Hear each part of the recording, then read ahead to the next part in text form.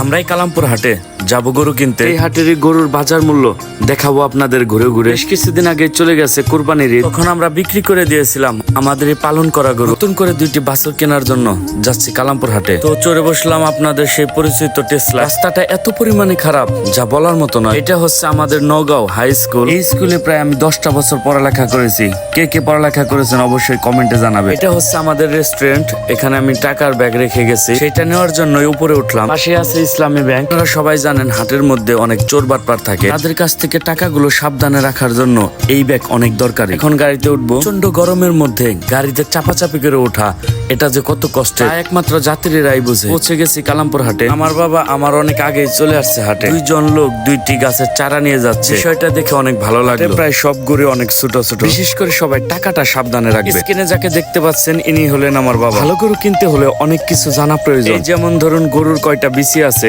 গরুর লেজ ঠিক আছে কিনা, কোন জাতের গরু, বংশগত কোনো দোষ আছে কিনা, ইত্যাদি ইত্যাদি। প্রচন্ড গরমের মধ্যে একজন আইসক্রিম বিক্রি করছে, যদিও এটি গরমের মধ্যে খাওয়া ঠিক হবে না, তবে লেবুর শরবতটি খাওয়া যায় যদি পানিতে সিকারিন না থাকে। মামাকে জিজ্ঞেস করে নিয়েছি, মামা পানিতে কোনো ঝামেলা আছে কিনা। মামা বলল নির্ভয়ে খেতে পারেন, কোনো সমস্যা নেই। ছোট গরুর চাইতে বড় গরুর দাম কম। এই গরমের মধ্যে অনেকে চা খাচ্ছে, তাদের খাওয়া দেখে আমি আর লোভ সামলাতে পারলাম না। গরুর দাম বেশি দেখে আজ আর গরু কিনা হলো না। কি আর করার, চলে যেতে হবে গরু না কিনে। আমার বাবা এক হাটে একবার এসে কখনো গরু কিনে না। তো আজ এ পর্যন্তই, সবাই ভালো থাকবেন। পরবর্তী ভিডিও পাওয়ার জন্য পেজটাকে অবশ্যই ফলো দিয়ে রাখবেন।